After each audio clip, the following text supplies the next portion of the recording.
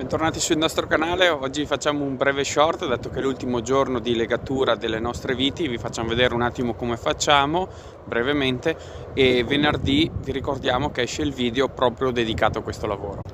Qui ci troviamo in un vigneto di Garganega e adesso dobbiamo andare a legare questo tralcio della nostra vite che abbiamo lasciato durante la potatura, in modo tale che sia messo in condizioni di andare a produrre.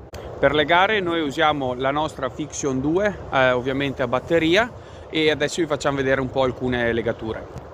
Noi generalmente diamo 3 colpi di legatura, per cui uno qui all'inizio del tralcio, più o meno all'inizio della piegatura, uno lo diamo a circa metà della lunghezza, come in questo caso, e uno andiamo a darlo qua alla fine.